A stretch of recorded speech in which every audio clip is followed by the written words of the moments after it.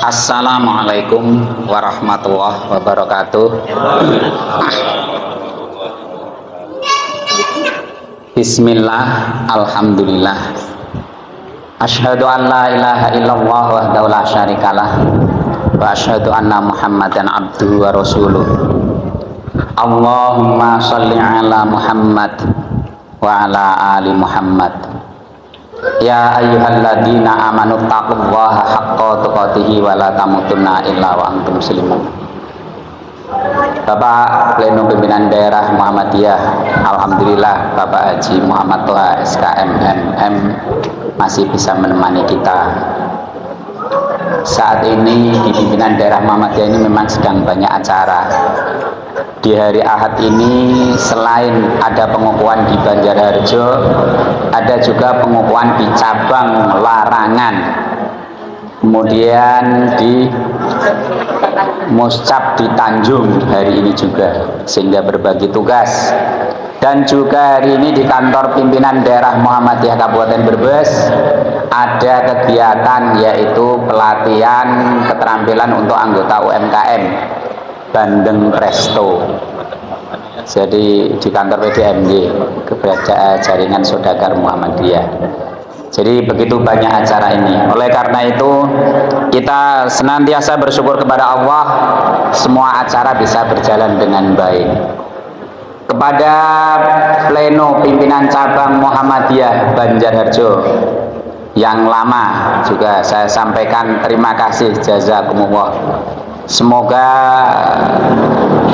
apa yang telah Bapak kerjakan ini senantiasa menjadi catatan kebaikan bagi Bapak-bapak di sisi Allah Subhanahu wa taala dan mendapat ridhonya.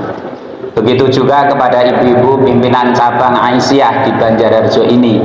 Untuk pengurus pimpinan yang lama, saya harapkan semoga apa yang sudah kita kerjakan ini mendapat ridho dari Allah Subhanahu wa taala. Dan kemudian untuk pimpinan yang baru, saya sampaikan selamat menjalani tugas menerima amanah yang baru ini. Mari kita syukuri amanat kepemimpinan ini. Jadi kadang-kadang ada guyonan innalillahi, bukan, tapi mari kita syukuri. Karena ini adalah nikmat dari Allah yang harus kita sadari dengan memilih kita di persyarikatan ini. Jadi kita bersyukur kepada Allah yang pertama atas nikmat iman yang Allah karuniakan kepada kita. Karena dengan nikmat iman ini kita bisa berharap semua aktivitas kita untuk mendapat ridho dari Allah Subhanahu wa taala. Jadi kalau tanpa iman itu meskipun bagus di hadapan manusia, di sisi Allah tidak akan peroleh apa-apa. Kita ingat di surat Al-Kahfi ayat 105 ini, a'udzubillahi minasyaitonirrajim. Ulaikal ladzina kafaru bi ayati rabbihim baliqaihi fahabitat a'malum falanuqimu lahum yaumal qiyamati wazna. Mereka itu orang-orang yang telah kufur terhadap ayat-ayat Tuhan mereka. Kufur terhadap ayat-ayat Tuhan berarti kufur terhadap Al-Quran untuk ayat Qur'aniyahnya, dan juga ayat-ayat kauniyah, ayat-ayat di alam ini. Mereka tidak mengakui atau susah untuk menerima keberadaan alam ini. Maka apa? Dan kufur terhadap perjumpaan dengan dia. Kufur terhadap perjumpaan dengan dia. Kadang ada guyonan, kayak dakwah tentang kematian kau harus tahu ngalami mati. Kalimat ini itu sebenarnya menggambarkan betapa kufurnya akan hari kemudian. Untuk menceritakan ditabrak mobil itu sakit, tidak harus Bapak menabrakkan mobil. Cukup bisa melihat ada orang ketabrak mobil itu adalah sakit. Begitu juga untuk bercerita kematian, kita mengingatkan tema kematian, tidak harus kita mengalami mati dulu. Ini adalah keyakinan. Jadi guyonan itu kalimat guyonan, tapi sebetulnya itu menggambarkan betapa kufurnya dia kepada nikmat kepada kepertemuan dengan Allah melalui kematian ini. Maka hapuslah amalan-amalan mereka. Jadi meskipun amalan itu supaya akan terhapus. Ini. dan kami tidak mengadakan suatu penilaian bagi amalan mereka pada hari kiamat. Nanti pada hari kiamat amalan ini tidak akan diberi nilai apa-apa, tidak mempunyai arti apa-apa. Oleh karena itu kita senantiasa bersyukur atas nikmat iman ini dan kita jaga. Setelah Muhammad diangkat jadi Rasul, maka tidak ada jalan membuktikan iman ini kecuali melalui jalan berislam. Kita harus kokohkan. Betapa Islam ini yang harus kita ikuti adalah sebagaimana yang dicontohkan, yang diteladankan oleh Nabi kita Muhammad Shallallahu Alaihi Wasallam. Bapak-bapak, ini kan berita yang terakhir-terakhir ini ada yang gencar. Kayaknya dulu label Islam dibanggakan, pendidikan Islam dibanggakan di sana. Bayarin sekolah nungkono larang. Tapi ternyata pada akhir-akhir ini bagaimana? Nah, panjenengan bisa meresani, mendengar beritanya ya kan? Ini sudah viral ini. Dan orang yang kufur kepada Al-Quran ternyata bukan hanya sifat perorangan Pak, sampai negara saja ada. Di beberapa waktu yang lalu kan ada negara yang melindungi orang pembakar Al-Quran. Temputi ya? Iya, sampai seperti itunya kufurnya terhadap Al-Quran, ayat-ayat Qur'aniyah, sampai sebegitunya. Oleh karena itu kita jaga nikmat iman, dan dengan jalan berislam ini semoga kita sampai kembali kepada Allah Subhanahu wa taala tetap dalam iman dan Islam sebagaimana yang diajarkan oleh Nabi kita Muhammad Shallallahu Alaihi Wasallam. Wasiat Allah kan, ya ayyuhalladzina amanu taqullaha haqqa tuqatih wa la tamutunna illa wa antum muslimun. Bapak Ibu, titik sukses hidup kita itu ini, wala tamutunna illa wa antum muslimun. Karena banyak orang menjalani hidupnya semuanya terus di dalam Islam. Naudzubillah, jangan sampai wala tamutunna illa wa antum muslimun terlepas. Godaannya luar biasa ini. Maka kita senantiasa mohon kepada Allah dengan dasar takwa ini, berusaha menjaga iman Islam yang ada di kita ini sampai kita kembali kepada Allah Subhanahu wa taala. Hadirin jamaah rahimakumullah. Shalawat salam semoga tercurah kepada Nabi kita Muhammad Shallallahu Alaihi Wasallam. Semoga kita diakui sebagai umat beliau. Kalau kita mengakui sebagai umat Nabi Muhammad akeh dan gampang, dengan lisan saja bisa neretel itu mengakui umat Nabi Muhammad. Tapi apakah pengakuan kita ini disambut oleh Nabi sehingga Nabi mengakui kita sebagai umatnya? Apa modal kita supaya kita diakui sebagai umat Nabi? Kenapa, ngapain kamu ngaku-ngaku sebagai umatku? Kalau Nabi bertanya seperti itu, apa kita jawabannya? Maka kita berusaha untuk bisa ittiba pada ajaran Nabi. Dan oleh karena itu tadi saya sampaikan, bersyukurlah Allah memilih kita di jalan Muhammadiyah ini. Persyarikatan Muhammadiyah, persyarikatan yang ingin mengajak kita beragama dengan paham sebagaimana pahamnya Nabi Muhammad Shallallahu Alaihi Wasallam. Dengan amaliyah apa? Amaliyah, mari kita berusaha untuk menjadi orang-orang soleh. Ini adalah yang kita ikrarkan Bapak Ibu. Setiap kali kita sholat, ini kan kita berikrar seperti ini. Assalamualaikum ayuhan nabi wa rahmatullahi wa barakatuh. Maka Nabi meneruskan, assalamu alaina wa ala ibadillahi sholihin. Salawat salam sejahtera juga kepada hamba-hamba yang soleh. Jadi kalau kita berharap nanti untuk memperoleh syafaat Nabi, mari berusaha untuk menjadi hamba-hamba yang soleh. Oleh karena itu tadi saya ingatkan, bukan ini lagi, tapi mari kita syukuri. Semoga kita kokoh di dalam barisan bermuhammadiyah ini. Dengan kokohnya kita di barisan Muhammadiyah ini, semoga kita berhati-hati di dalam melaksanakan syariat agama ini. Dan kita sendiri harus kuat keyakinan kita. Wa anna hadza sirati mustaqiman fattabi'uh wa la tattabi'u subula fatafarraqu bikum an sabilih dzalikum wasaqum bihi la'allakum tattaqun. Dan bahwa yang kami perintahkan ini adalah jalanku yang lurus. Jadi kita di Muhammadiyah ini, bermuhammadiyah ini berusaha untuk membersihkan Islam dari campuran bermacam-macam. campuran bermacam-macam. Dijernihkan. Kalau tidak demikian sebabnya apa? Banyak adat dikira, dianggap, dilaksanakan sebagaimana syariat. Tapi juga ada yang syariat malah kayak dianggap adat baik. Kita diajak untuk yang syariat ya kita kokohkan, kita amalkan sesuai dengan syariat ini. Inilah jalan yang lurus. Maka ikutilah dia dan janganlah kamu mengikuti jalan-jalan yang lain, karena jalan-jalan yang lain itu mencerai-beraikan kamu dari jalannya. Yang demikian itu diperintahkan agar kamu bertakwa. Oleh karena itu di amanat kepemimpinan ini juga sekaligus syukur kita ini. Semoga kita bisa menjalankan amanat ini, dan kita ingat kita memegang amanat ini nanti akan dipertanggungjawabkan di hadapan Allah Subhanahu wa taala. Bapak Ibu, sakralnya pengukuhan tadi dengan berdiri disaksikan penjenengan semuanya bukan hanya tercatat di sini Bapak Ibu. Kata-kata yang baik yang setiap kata itu kita ucapkan naik ke atas langit sana. Naik ke atas sana. Amal kebaikan yang kita kerjakan naik ke atas langit, karena langit itu tempatnya makhluk yang suci, malaikat di sana, rob di sana. Sedangkan jin manusia yang kotor-kotor ini kan masih banyak yang di bumi. Kata-kata yang baik itu akan naik ke langit, amalan yang baik akan naik ke langit. Tetapi kalau kata-kata yang tidak baik akan kembali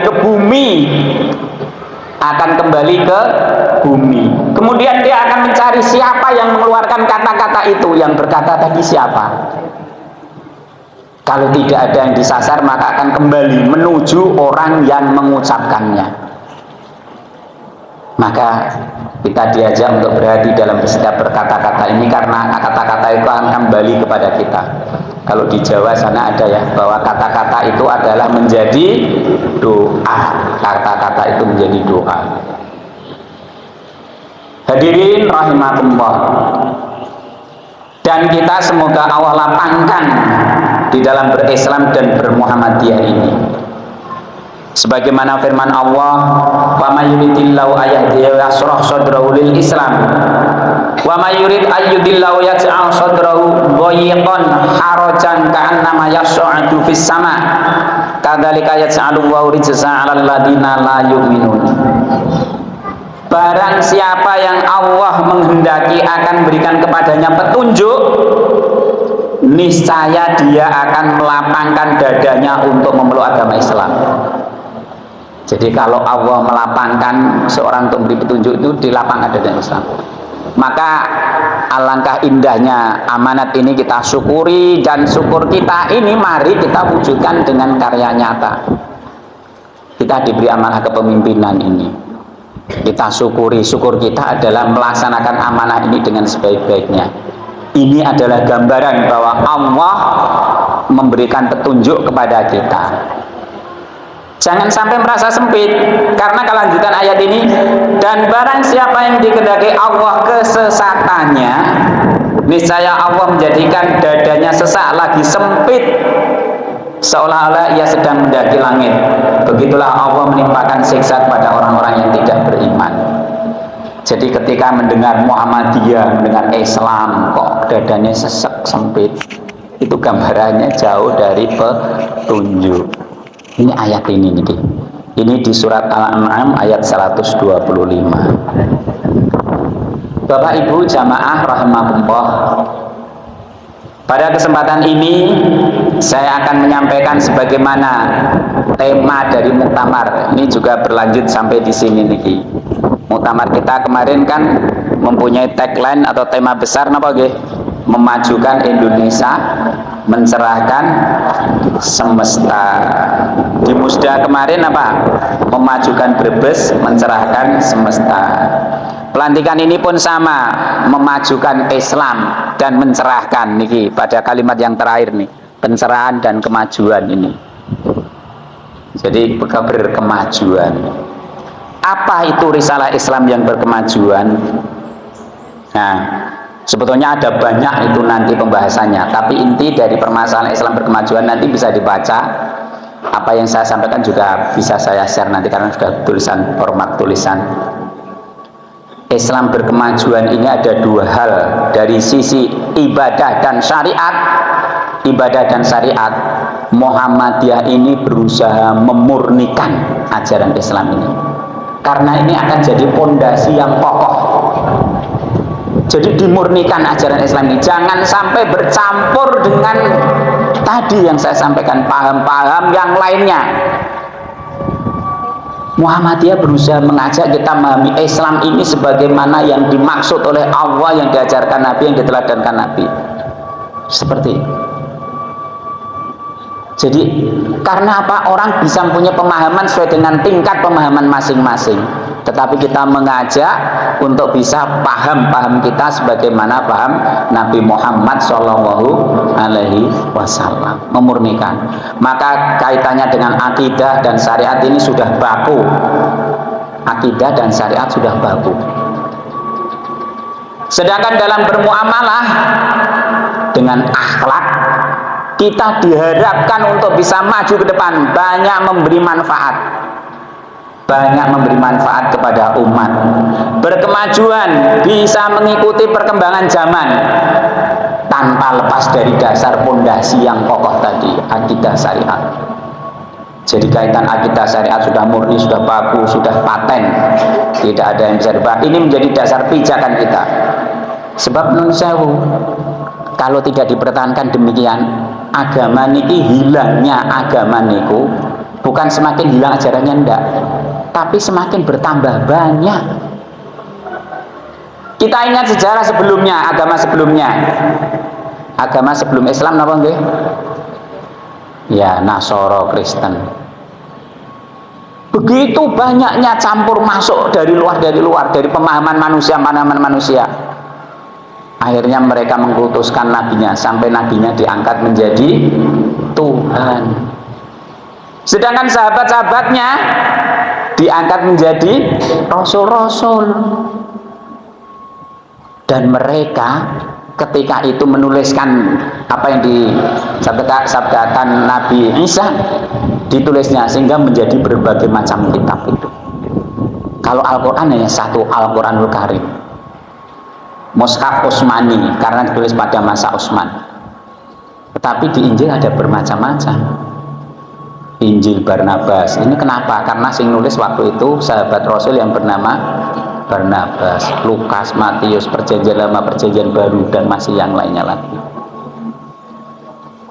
Muhammadiyah ini juga berusaha menjaga ini, karena nun sewu, kalau tidak demikian banyak orang yang menganggap selain Al-Quran masih ada yang sakral, bahkan kadang membacanya saja lebih sakral ketika daripada membaca Al-Quran. Ada buku sejarah Nabi, napa nggih? Kitab Berjanji misalnya. Itu kan buku sejarah Nabi. Yang ditulisnya itu antara 600 tahun sesudah Hijriah dan sampai 1200 tahun. Jadi ada dua itu, Ad-Dibai, Berjanji dan Ad-Dibai. Yang satunya 600 tahun sesudah Nabi wafat, yang satunya lagi 1200 tahun. Tapi kan begitu banyak ini yang menyakralkan itu. Kalau baca lebih sakral dari Al-Quran Pak, kadang-kadang itu. Ini kalau tidak dijaga bisa nanti bergeser seperti itu. Makanya Muhammadiyah mengajak kita, kitab kita hanyalah yang paling suci adalah Al-Quranul Karim, dan membaca ini dijanjikan pahalanya. Nanti kita bisa berharap syafaat dari pembacaan Al-Quran ini. Hadisnya saja juga demikian. Al-Quran ini nanti akan memberikan syafaat bagi pembacanya. Sedangkan yang lainnya tidak ada janji seperti itu, tidak. Tapi kenapa kesakralannya melebihi membaca Al-Quran? Ada buku sejarah wali, napa nggih sejarah wali ya? Manaqib. Itu sejarah wali sebetulnya. Tapi juga ketika membaca rata-rata bacanya apa? Lebih sakral kan dari Al-Quran. Kita bukannya apa namanya, itu juga buku bacaan yang baik yang menjadi referensi, bisa. Hanya jangan sampai kita berlebihan. Karena kitab suci kita namanya adalah Al-Quranul Karim. Allah memilihkan kita jalan beriman, berislam, bermuhammadiyah. Nah, Bapak Ibu hadirin rahimakumullah, Pada kesempatan ini saya ingin memotivasi, memberi semangat ini kepada para pimpinan yang baru nantinya ini. Kudune isin loh. Sak daerah Brebes ki cabangnya ana 17. Yang kemarin muncul terakhir itu dari Yahya Walayamut itu ada Salam, ada Songgom. Semuanya sudah banyak yang mempunyai amal usaha.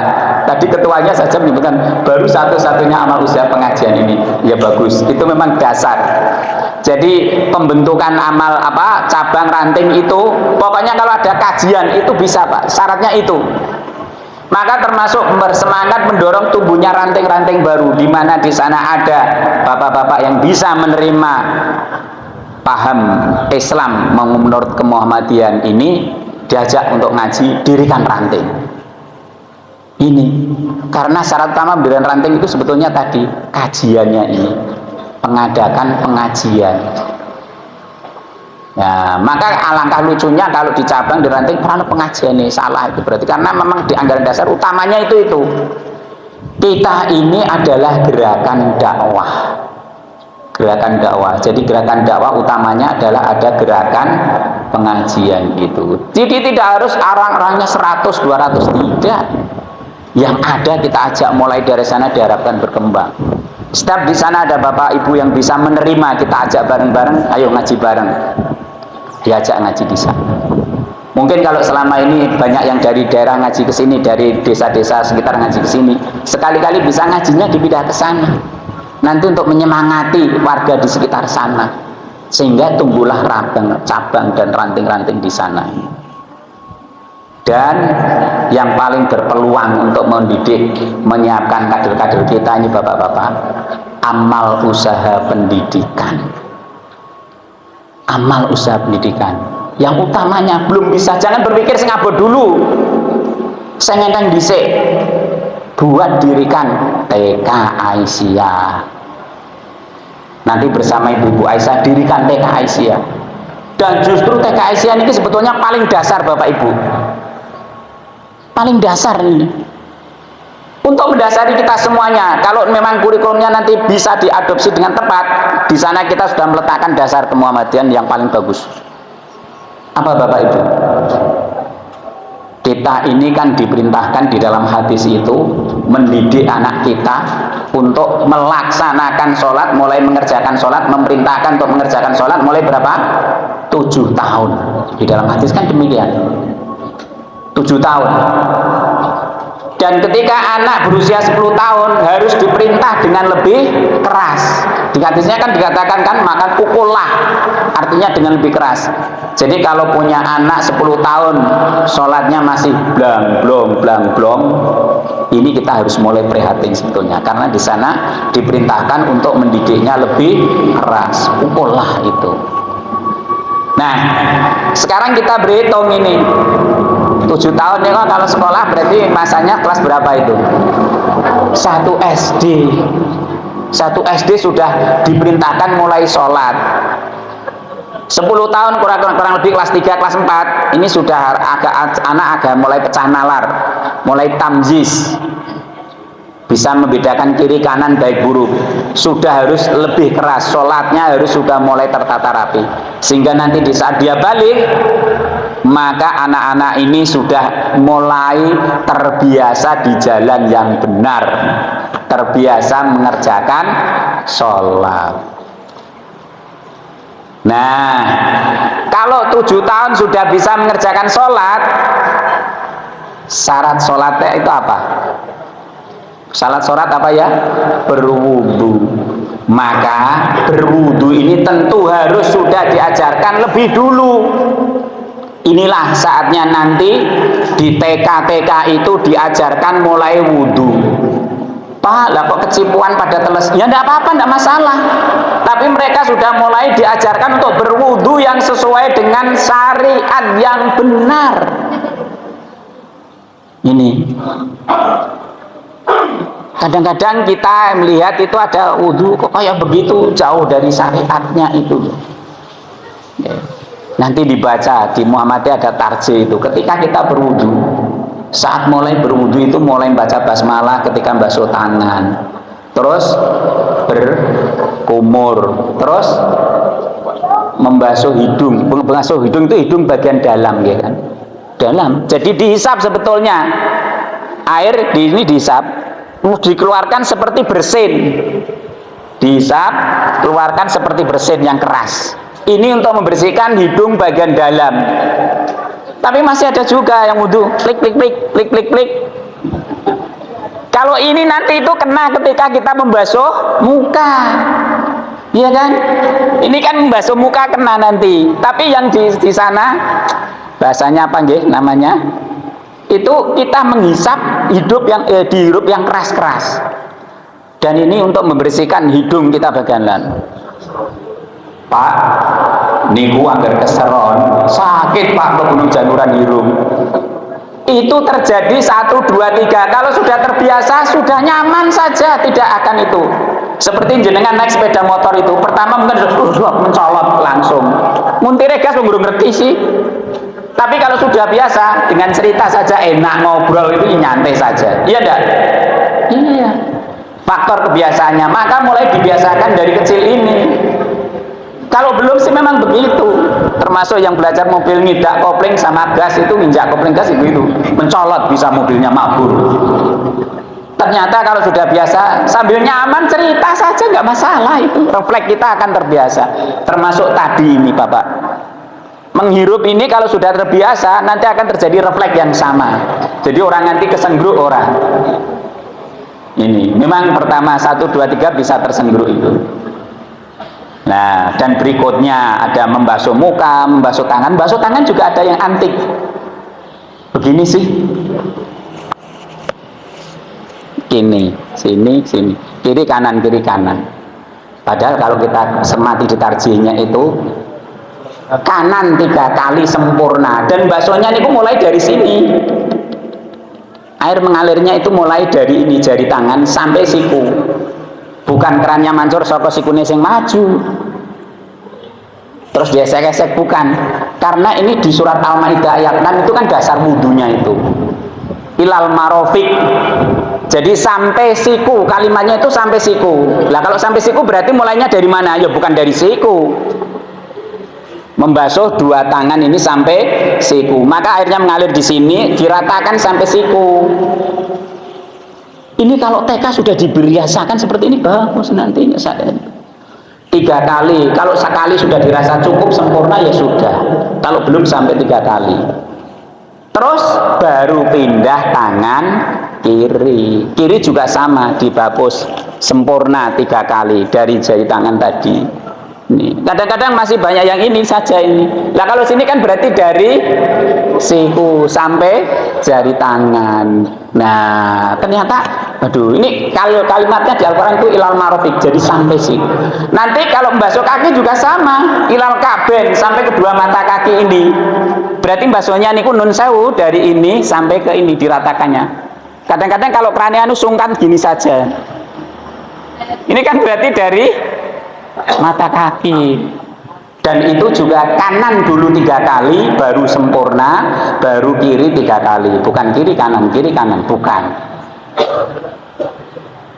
Di majelis di Dasmen sebetulnya nanti kalau suatu saat ada rapat akan saya sampaikan nanti agar biar kurikulumnya jelas ismubahnya itu. TK paling tidak wudu itu sudah sesuai tarjih. Karena ini menjadi apa tadi? Syarat sahnya sholat. Nah, tadi tangan, terus mengusap kepala. Mengusap kepala itu juga nun sewu ini. Jadi air tadi kan disekakan ini sampai kecil. Jadi bukan kadang ada yang bukan. Air gini turun bukan. Tapi ini diseka ini ke belakang 2 tangan ya, ini 2 tangan. Saya prakteknya nggo peci barang. Jadi ini 2 tangan tadi sampai ke otak kecil, tarik ke depan dan cukup sekali ini. Terus ini jari ini masuk ke lubang telinga, ibu jari mengusap luar telinga dan ini cukup sekali. Jadi tarik ke depan, ini ibu jari masuk, jari telunjuk masuk lubang telinga ini. Ki anggere wudune bener wong Islam ora boloten. Jadi itu nggih, seret. Terus ini cukup sekali. Baru nanti kaki. Jadi tidak tul seret. Enggak, bukan. Ini kan perlu.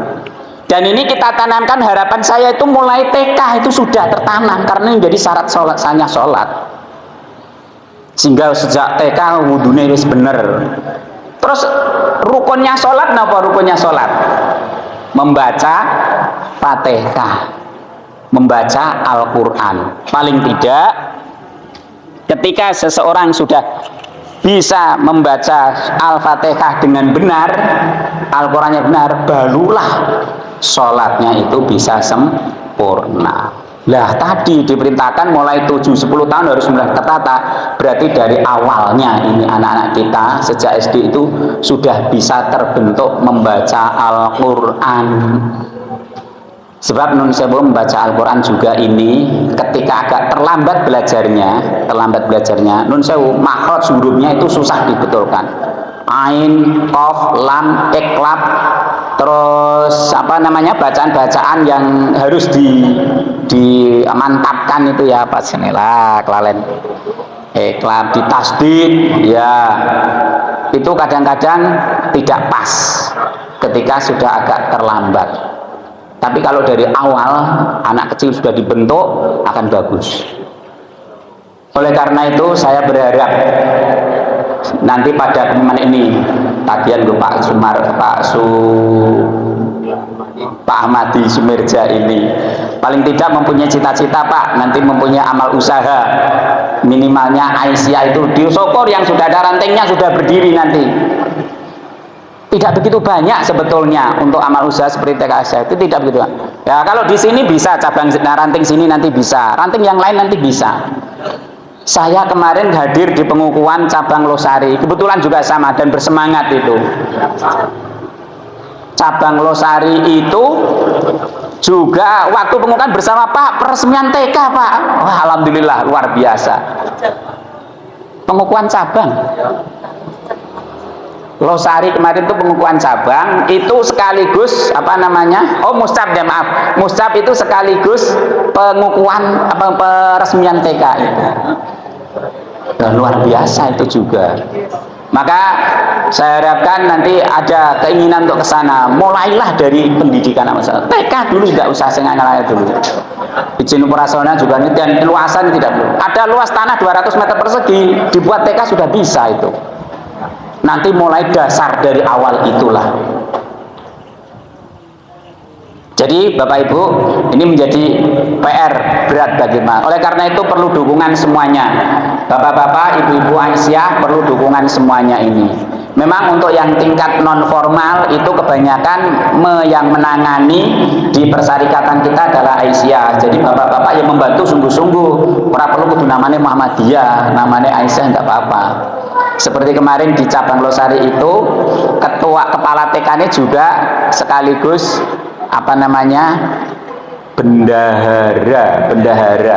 bendahara PCM itu sekaligus sebagai kepala TK-nya di sana karena kebetulan pensiunan. Jadi itu kita harapkan ini. Bapak Ibu jamaah rahimakumullah. Lah inilah Bapak Ibu, kita diajak untuk bersikap modern berkemajuan itu di sini. Di dalam Muhammadiyah niku, sufinya orang-orang Muhammadiyah itu tidak hanya untuk memuaskan diri sendiri saja. Sufinya orang Muhammadiyah itu tidak untuk memuaskan diri sendiri. Dengan zikir-zikir yang begitu berbagai macam, itu kan hanya memuaskan diri sendiri. Tapi sufinya orang Muhammadiyah itu mengajak semuanya untuk beramal secara nyata. Jadi membumikan ayat-ayat Qur'aniyah itu menjadi amalan-amalan yang nyata dalam kehidupan sehari-hari. Kalau panjenengan buka di Al-Quran begitu banyak kata amanu mesti diikuti wa amilus sholihat, lebih dari 12 kali itu. Amanu wa amilus sholihat, amanu wa amilus sholihat. Artinya apa? Ketika kita menjadi orang yang beriman, maka iman kita ini harus dibuktikan dengan amal-amal soleh. amal soleh yang bisa memberi manfaat kepada umat. Maka Muhammadiyah nun sewu, apa Pak Muhammadiyah orang no wiridan? Ya ada, sama saja. Ba'da sholat pun kita berzikir, dianjurkan, diperintahkan untuk berzikir.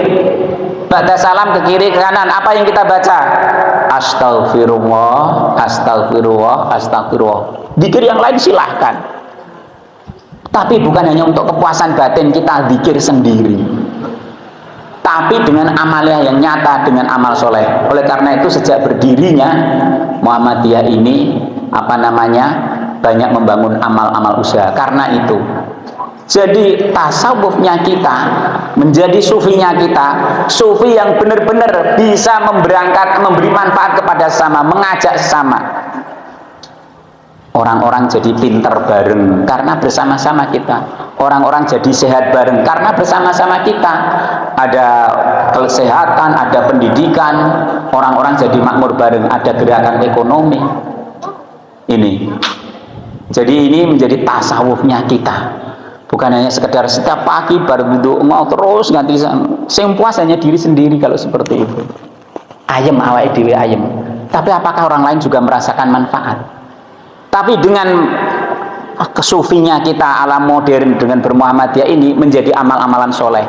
Banyak orang bisa sejahtera, bisa sehat, bisa lebih pintar, bisa beragama sesuai syariat dengan perserikatan Muhammadiyah. Bapak Ibu hadirin rahimakumullah. Satu ayat yang terakhir ini untuk menjadi pelajaran kita yaitu di surat Ar-Ra'du. Surat Ar-Ra'du ini surat yang akan memberi pelajaran kepada kita, semoga ini bisa mencerahkan. Surat Ar-Ra'du ayat 17. Anzala minas sama'i ma'an fasalat awdiyatum biqadariya fahtamalas sailu zabadan rabiya wa mimma yuqituna alaihi fin nari ibtigha'a hilyatin aw mata'in zabadum mislu kadzalika yadribu wal haqqa wal batil famaz zabadu fayadhabu jufa'a wa amma ma yanfa'un nasa fayamkusu fil ard kadzalika yadribu wal amsal. Allah telah menurunkan air hujan dari langit, maka mengalirlah air di lembah-lembah menurut ukurannya. Muhammadiyah menggunakan niki Pak, sifat seperti ini. Ketika Allah menurunkan air hujan itu kan tidak ada yang dipilih-pilih Pak. Sing sholat omahe diudani, sing ora sholat ora. Semuanya. Jadi begitu ada hujan ya semuanya kena rahmat Allah mendapat hujan ini. Ada sing rajin ibadah ya tetap oleh udan, oleh manfaat. Sing tidak ibadah pun juga demikian. Ini semuanya disebarkan. Muhammadiyah itu juga demikian. Di Irian Jaya Muhammadiyah itu mendirikan universitas Pak. Mendirikan universitas di sana. Mahasiswane hampir 80% lebih non muslim. Tapi nak nyanyi Sang Surya juga apa itu? Muhammadiyah al-Islam agamaku. Jadi kan lucu. Mereka juga bisa nyanyi Sang Surya loh Pak. Kan berarti al-Islam agamaku, Muhammadiyah gerakanku. Ini memberi manfaat kepada orang. Nah, jadi semuanya Allah menurunkan air hujan dari langit, maka mengalirlah air di lembah menurut ukurannya. Nah inilah kita menjadi lapang dada begini Pak. Kalau ada perbedaan-perbedaan yang tidak prinsip, orang perlu ngotot-ngotot. Karena memang tingkat pemahaman manusia berbeda-beda. Nih air mengalir di lembah menurut ukurannya. Dan yang lembah cilik yang ngalirnya cilik. Yang lembah dalam airnya tentu saja banyak. Kita pun diberi pemahaman yang bisa berbeda-beda seperti itu. Ada yang pemahamannya bisa lebih, ada yang kurang, tidak masalah. Tapi tetap kita berusaha memberi manfaat itu. Nah, maka arus itu membawa buih yang mengambang. Jadi di sana Pak, ada juga yang manfaat, ada yang tidak. Kalau yang berada di buih nggak ada artinya, kan buih untuk apa? Tidak ada artinya buih. Yang mengambang itu nggak ada artinya. Lah yang memberi manfaat itulah yang kita ambil. Nah, dan dari apa logam yang mereka lebur dalam api untuk membuat perhiasan atau alat-alat, ada pula buihnya seperti buih arus itu. Jadi dalam ketika Allah menurunkan rahmatnya tadi, ada yang beri manfaat, ada yang tidak, ada yang bisa mengambil manfaat. Ini termasuk di sini dicontohkan kok kenapa dari api perhiasan ya, besi ya, logam yang dari besi. Karena apa? Untuk berdakwah memang memerlukan kekuatan. Kekuatan ini kalau bendanya kan didorong dari logam yang paling kuat itu. Nah, demikianlah Allah membuat perumpamaan bagi yang benar dan yang batil. Jadi ini untuk memberi pelajaran kepada kita semuanya, bisa mengambil hikmah, mana yang hak, mana yang batil, mana yang benar, mana yang salah. Kalimat niki yang perlu kita cermati. Adapun buih itu akan hilang sebagai sesuatu yang tak ada harganya. Buih nanti akan hilang, tidak ada harganya. Termasuk kalau hidup kita tidak bisa beri manfaat, ya memasak kerempengan kalau buih itu. Tapi yang memberi manfaat akan ada terus ceritanya niki. Adapun yang memberi manfaat kepada manusia, maka ia tetap di bumi. Ketika ada memberi manfaat kepada manusia, akan tetap di bumi. Nabi Muhammad namanya 1400 tahun disebut terus karena memang beri manfaat. Allah menurunkannya membuat pencerahan. Nabi Muhammad inilah yang membawa kita dari alam kegelapan menuju jalan yang terang benderang melalui jalan Islam ini. Memberi manfaat kehidupan, maka disebut terus namanya. Tapi kalau yang sudah tidak, hilang namanya. Pemimpin-pemimpin ini kenapa masih disebut terus? Selama masih memberi manfaat ajarannya, ya itu akan disebut orang itu. Mereka yang bisa mengambil manfaat akan mengambil ajarannya itu, yang menyebut namanya. Nah, kemudian apa yang bermanfaat maka ia tetap di bumi. Nih, jadi kalau memberi manfaat akan tetap di bumi. Nah, tidak memberi manfaat akan hilang, Pak. Bapak Ibu, di sini ada orang penjual salak. Penjual salak, ada enggak? Ada kan? Tapi penjenengan sekarang itu susah mencari salak sing sepet. Ya. Sekarang rata-rata salak rasanya manis. Boleh salak sepet kenapa kok enggak ada? Salak sepet tidak banyak beri manfaat, wong akeh ora seneng. Akhirnya tidak banyak yang menanam. Iya kan? Semuanya jadi manis. Mangga, Pak, zaman yang sepuh-sepuh itu dulu mangga itu seringnya ya kecut, nyerat, aduh susah gimana. Sekarang cari mangga yang kecut, nyerat sudah susah sekarang. Kebanyakan mangga sekarang apa? Manis-manis. Ketika tidak memberi manfaat, orang nyenengke akan ditinggal orang. Ini pelajaran yang bisa kita ambil itu. Ketika tidak memberi manfaat, tidak nyenengke akan ditinggal orang. Akhirnya hilang sekarang ini. Maka yang tinggal adalah yang banyak memberi manfaat, dan itu akan ada terus. Oleh karena itu belajar dari ayat ini tadi, Pak, amal usaha pendidikan, coba nanti mulai dipikir kayak kudu mateng iki kok. Pak Sumardi berserta para mentagih Pak engko, Pak. Ayat surat Ar-Ra'd ayat 17 ini harus ada amal usaha, harus ada amal usaha. Supaya apa? Nanti Pak, hilangnya penjenengan masih ada amal usaha itu. Demikianlah Allah buat perumpamaan-perumpamaan. Jadi ini kita di Muhammadiyah tidak banyak, Pak, yang mengajarkan wirid-wirid sing seperti di tarekat-tarekat itu, karena memang kita Muhammadiyah ini ingin menjadikan kita semuanya sebagai sufi, para sufi, tapi sufinya untuk kebaikan bersama. Jadi sufinya itu dalam bentuk amal nyata dengan amal usaha, amal usaha, amal usaha, amal usaha. Sebagai pembuka pertama tadi amal usaha pendidikan, paling tidak itu nanti amal usaha pendidikan. TK Aisyah Bustanul Akmal Banjarharjo. Waduh. Kapan-kapan Pak, kalau peresmian TK saya diundang Pak. Iya Pak. Sudah ada, tinggal beberapa. Dan masjid ini akan jadi makmur Pak. Betul nanti.